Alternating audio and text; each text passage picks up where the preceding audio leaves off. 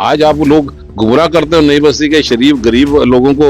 जनाब आपका फैसला हो गया, जूस पिला के धरने भी उठाते हो, फिर मिठाइयां भी बांटते हो, फिर बुक्के दे के एलजी साहब के पास भी जाते हो। आज दोबारा स्थिति वही बंद, 9 एमएलए सड़कों पे बैठे हैं। भाई फाइलों के पीछे दफ्तरों में इन्होंने घूमना है या नई बस्ती के गरीब दुकानदारों ने घूमना है? किसको गुमराह कर रहे हैं?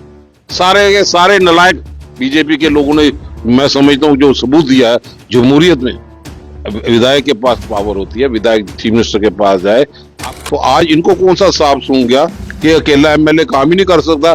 9-9 10-10 आदमी को बिठाता है, फिर एमपी को भी बिठाता है, फिर दिल्ली से भी जो मंत्री हैं उनको भी यहाँ पे बिठाता है। जनाब आपका काम हो गया, हुआ कहाँ पे है? हम तो लोगों के साथ है ना भाई। अगर हमने सबूत दे दिया कि उनको वहीं पे बसाया, तो आप करके दिखा दो ना भाई। 1.5 साल हो गया, जूस भी पिलाते हैं, मिठाइयां भी बांटते हैं, फिर लोगों के एलजी साहब को मुबारकबाद देने के लिए भी आते हैं। फिर 2 साल के बाद वही राजनीति। 9 आदमी अगर एमएलए इकट्ठे ही सड़कों पे बैठने हैं, तो लोगों ने चुना क्या? आज नई बस्ती या इस इलाके के लोग महसूस करते हैं बहुत बड़ा ब्लंडर हो गया। इस ढंग के आदमी चुने जिनको अपने बलबूते पे, अपने पांव पे खड़ा होने का भी शायद तरीका नहीं पता चला। इन दिनों रमन बल्ला क्यों नहीं जा रहा वहां? नहीं, पहले ये तो देख लेना। रमन बल्ला तो इन लोगों के साथ है, जिनके हाथ में पावर है, जिनको मैंडेट दे दिया। मैंडेट तो उनके पास है ना। रमन बल्ला तो विपक्ष के लिए लोगों ने बताया, हम इनको टोसते रहेंगे।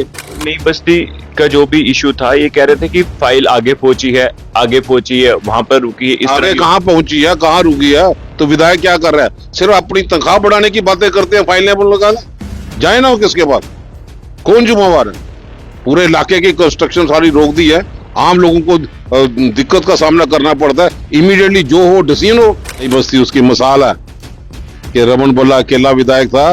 38 कनाल जमीन जब शांति देवी के मकान के लोगों को गिराने की बात आई, तो एक तरफ करके आज कोई मकान सुरक्षित है, वहीं पे बैठे हैं, उनका मसलों का निपटारा हुआ।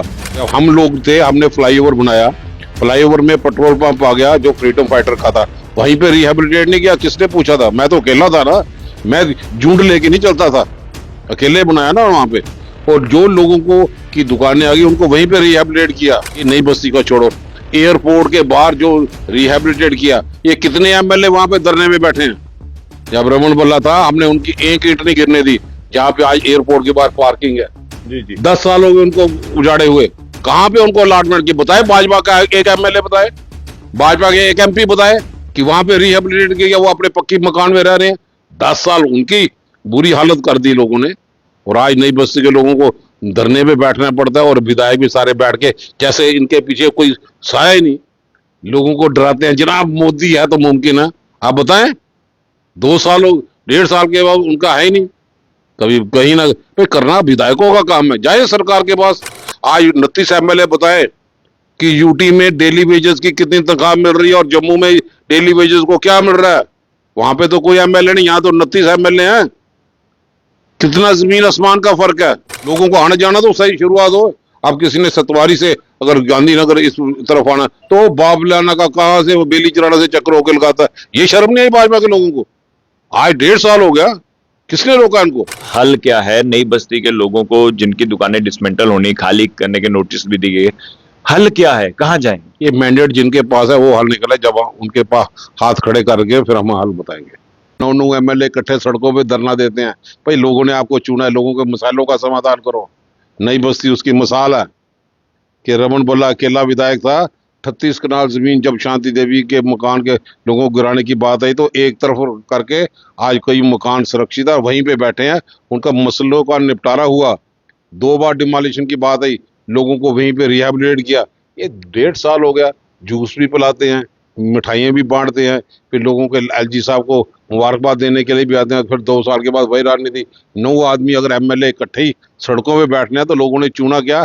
आज नई बस्ती या इस इलाके के लोग महसूस करते हैं बहुत बड़ा ब्लंडर हो गया।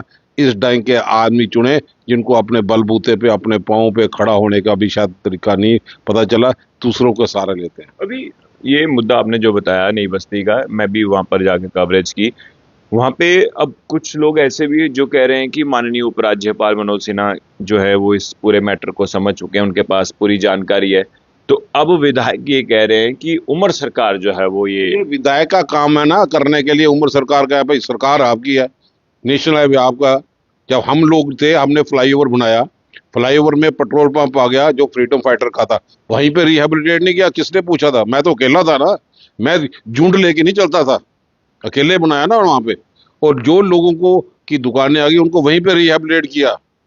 36 कनाल जमीन नई बस्ती में जो जहाँ पे शांति देवी XMLC का मकान था, पूरा लोगों को वहां पे रूलिंग के तहत उनको डिमोलिशन हुई थी, वहां पे रुकाया। ये मिसाल है ना। आज आप लोग गुमराह करते हो नई बस्ती के शरीफ गरीब लोगों को। जनाब आपका फैसला हो गया, जूस पिला के धरने पे भी उठाते हो, फिर मिठाइयाँ भी बांटते हो, फिर बुके दे के LG साहब के पास भी जाते हो। आज दोबारा स्थिति वही बात, 9 MLA सड़कों पे बैठे हैं। भाई फाइलों के पीछे दफ्तरों में इन्होंने घूमना है या नई बस्ती के गरीब दुकानदारों ने घूमना है? ये किसको गुमराह कर रहे हैं? सारे के सारे नलायक बीजेपी के लोगों ने, मैं समझता हूँ, जो सबूत दिया है। जमहूरियत में विधायक के पास पावर होती है, विधायक चीफ मिनिस्टर के पास जाए। अब ये नई बस्ती को छोड़ो, एयरपोर्ट के बाहर जो रिहेबिलिटेट किया, ये कितने MLA वहां पे धरने में बैठे हैं? जब रमन बल्ला था हमने उनकी एक ईंट नहीं गिरने दी। जहाँ पे आज एयरपोर्ट के बाहर पार्किंग है, जी जी। 10 साल हो गए उनको उजाड़े हुए। कहाँ पे उनको अलॉटमेंट की बताए? भाजपा का एक MLA बताए, भाजपा के एक MP बताए कि वहां पे रिहेबिलिटेट किया, वो अपने पक्की मकान में रह रहे हैं। 10 साल उनकी बुरी हालत कर दी लोगों ने, और आज नई बस्ती के लोगों को धरने पे बैठना पड़ता है। और विधायक भी सारे बैठ के जैसे इनके पीछे कोई साया ही नहीं, लोगों को डराते हैं। जनाब मोदी है तो मुमकिन है। आप बताएं, 2 साल 1.5 साल के बाद उनका है ही नहीं। कभी कहीं ना भाई, करना विधायकों का काम है, जाए सरकार के पास। 10 साल की इनकी सरकार है, इसलिए हम बोलते हैं कि स्टेटहुड दे दो। ये डबल सिस्टम नहीं चलेगा पावर का। अब राहुल जी जाते हैं दौरे पे, ना DC ना SSP, उनका LOP जाता है स्टेट का, तो सारा जो मावड़ा अफसरों का होता ये जमहूरियत है। आज लोग समझ चुके हैं। ये जो नई बस्ती का जो भी इशू था, ये कह रहे थे कि फाइल आगे पहुंची है, आगे पहुंची है, वहां पर रुकी है, इस आगे तरह कहाँ पहुंची है, कहाँ रुकी है? तो विधायक क्या कर रहा है? सिर्फ अपनी तनख्वाह बढ़ाने की बातें करते हैं, फाइलें लगा लें। जाए ना वो किसके पास? कौन जुम्मेवार है? पूरे इलाके की कंस्ट्रक्शन सारी रोक दी है। आम लोगों को दिक्कत का सामना करना पड़ता है। इमीडिएटली जो हो डिसीजन हो, लोगों को आने जाना तो सही शुरुआत हो। अब किसी ने सतवारी से अगर गांधीनगर इस तरफ आना, तो बाबलाना का कहाँ से वो बेली चराना से चक्कर होकर लगाता है। ये शर्म नहीं आई भाजपा के लोगों को? आज 1.5 साल हो गया, किसने रोका इनको? इसलिए लोगों को कह चाहिए। रहे हैं कि दुकानें अलॉट की लोकेशन भी डिसाइड हो गई थी, वहां पर होनी वहीं जो है एक स्पॉट था, वहां पर दुकानें बननी थी, इन सबको अलॉटमेंट होनी थी, और उसके बाद जो है दुकानों को डिसमेंटल करना था। लेकिन फिर ऑर्डर आता है, हाल ही में आपने देखा ही होगा, फिर अब ये है भाजपा के नेता आप बताओ, जब अगर रमन बल्ला वहां पे फ्लाईओवर बनते हुए पेट्रोल पंप को वहीं पे एडजस्ट करता है, जो लोगों की डिमोलिशन होती है प्री फैब्रिक स्ट्रक्चर बना के नई बस्ती में एडजस्ट करता है, ताकि उनका दुकानदारी भी तो चले। तो आज इनको कौन सा सांप सूंघ गया कि अकेला MLA काम ही नहीं कर सकता? 9-9 10-10 आदमी को बिठाता है, फिर MP को भी बिठाता है, फिर दिल्ली से भी जो मंत्री हैं उनको भी यहाँ पे बिठाता है। जनाब आपका काम हो गया, हुआ कहाँ पे है? हम तो लोगों के साथ है ना भाई। अगर हमने सबूत दे दिया कि उनको वहीं पे बसाया, तो आप करके दिखा दो ना भाई। हम चाहते हैं। लेकिन इन दिनों रमन बल्ला क्यों नहीं जा रहा वहां? नहीं, पहले ये तो देख लेना। रमन बल्ला तो इन लोगों के साथ है, जिनके हाथ में पावर है, जिनको मैंडेट दे दिया। मैंडेट तो उनके पास है ना। रमन बल्ला तो विपक्ष के लिए लोगों ने बताया, हम इनको टोसते रहेंगे। आप काम करो ना। आप, मैं बताता हूँ कि एयरपोर्ट के बाहर जो रिफ्यूजी लोग थे, जो वहीं पे 40 साल वहां पे रहते रहे, उनको दरबदर कर दिया। आप बताओ, एक सबूत दे दो ना, कहाँ पे रिहेबिलिटेट किया? 10 साल तो इनकी सरकार रही, PDP के साथ भी सरकार चलाई। फिर उसके बाद गवर्नर आए, बोलते हमारा गवर्नर आ गया, सब लोगों के काम हो गए। भाई मसला ये नहीं है, मसला हम हर स्थिति के साथ हैं। आप इसके होते होते आप लोकल इश्यूज को क्यों गुमराह कर रहे हो? लोकल इश्यूज आज 29 MLA बताए कि यूटी में डेली वेजेस की कितनी तनख्वाह मिल रही है, और जम्मू में डेली वेजेस को क्या मिल रहा है। वहां पे तो कोई MLA नहीं, यहाँ तो 29 MLA हैं। कितना जमीन आसमान का फर्क है। उसकी बात उठाए, रोजगार की बात उठाएं, 3500 स्कूल बंद हो उसको चालू करने की बात बताएं। तो डबल स्टैंडर्ड, डबल चीजें। मैं समझता हूं कि आज आयुष्मान के सिलसिले में, कि जो प्राइवेट नर्सिंग होम में भी कोई लोग गाल ब्लैडर का इलाज हो, पैनक्रेटिक की प्रॉब्लम हो, पथरी का हो, छोटी मोटी चीजें फटाफट करवाते थे। आज अस्पताल में जाना पड़ता है आयुष्मान से, वो भी लिस्ट निकाल ली गई। तो वहां पे डेट मिलती है 4 महीने के बाद, तब तक तो आदमी मर जाएगा। ये तजर्बे पे तजर्बा करते हैं। जम्मू के लोगों ने भी तजर्बा कर लिया, 29 जिता के चलो क्या अच्छी हल हो पाएगा भला साहब, आपकी पॉलिटिकल एक्सपीरियंस के हिसाब से क्या हल क्या है? नई बस्ती के लोगों को जिनकी दुकानें डिसमेंटल होनी, खाली करने के नोटिस भी दिए गए, हल क्या है, कहाँ जाएंगे? ये मैंडेट जिनके पास है वो हल निकले, जब उनके पास हाथ खड़े करके फिर हम हल बताएंगे। चलिए शुक्रिया। तो देखिए, अब नई बस्ती के जितने भी दुकानदार हैं वो तो अब इंतजार कर रहे हैं कि हमें जो है अलॉटमेंट्स हो अलग लोकेशन पे। लेकिन अब बड़ी बात तो यह है कि कांग्रेस के बड़े नेता रमन बल्ला ने क्या कुछ कहा है कि मैंडेट इनके पास है। अब ये लोगों की डिमांडों को लेकर जो फाइलें हैं वही जो है सरकार से सवाल पूछे या उम्र सरकार से पूछे कि कब तक अलॉटमेंट्स होंगी और अलॉटमेंट को लेकर और कितना इंतजार करना नेशनल हाईवे पड़ेगा। किसके पास है?